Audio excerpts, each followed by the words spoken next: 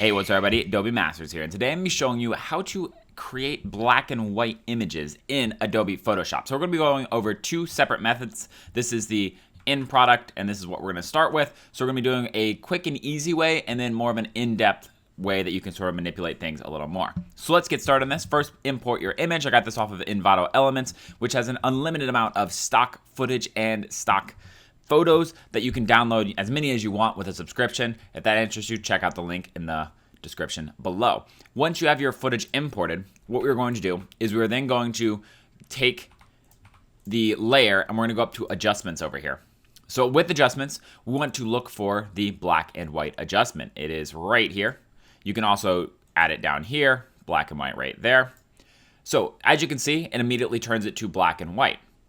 We can then go through the reds, yellows, greens, cyans, and blues and sort of manipulate these magentas down here as well to fit the black and white. What we're trying to aim for here is we want contrast. Black and white images do not look good when everything is almost the same color. This is not an interesting black and white footage. What we want is we want to add some contrast. So for example, the reds are pretty prominent here and they're next to very light elements. So we want to bring them down and make them blacker. As you can see, it makes all of these things over here, all the window trims really black on white. It adds really good depth to it.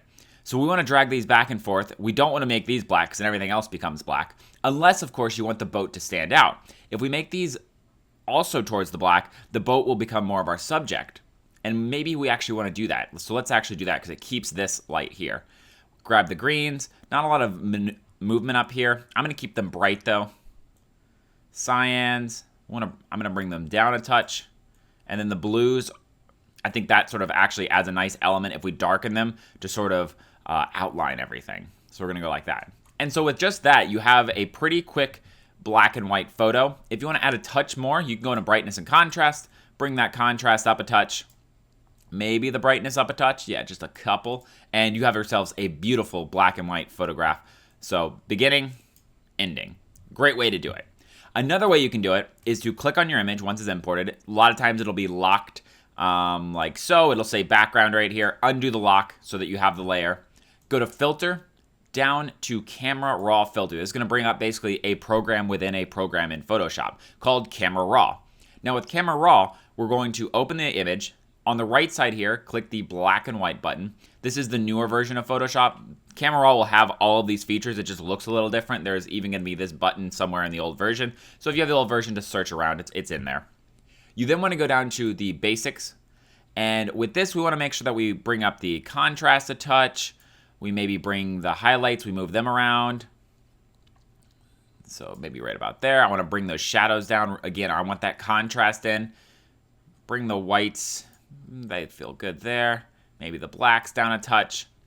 And then now what we can do is, this has three options that I really like called texture clarity. So you can bring up the texture and it adds this like sort of in-depth texture. You can see it like really accents the edges of things as well as clarity. So what it does is it sort of brings this fun older appearance to it where everything is really crisp and dark, contrasty areas are really brought out. So using those two, I think, always looks good on a black and white photo. Definitely don't overdo it. So you kind of want to add what you think and then maybe bring it back just a touch.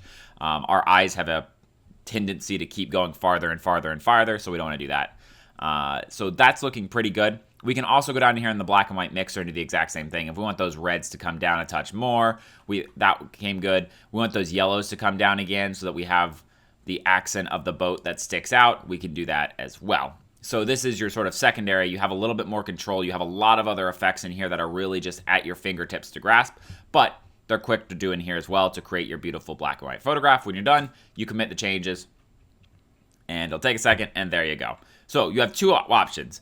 This one where you can add a black and white that looks like that, or camera raw where you can add a black and white that looks like that. Both of them can come out with pretty much the same product, but you get a little more fine-tuned control in camera raw to get that black and white exactly how you want to do it. Thanks everyone for joining me. If you have any questions or comments, go ahead and throw them in the comment section below or on our website at adobemasters.net. If you want to see more videos similar to this one, go ahead and hit the subscribe button. I make videos on all of the Adobe content, so check it out. Learning the entire ecosystem is important to learning how to be a successful and efficient creator. Thanks everyone. Until next time, see ya.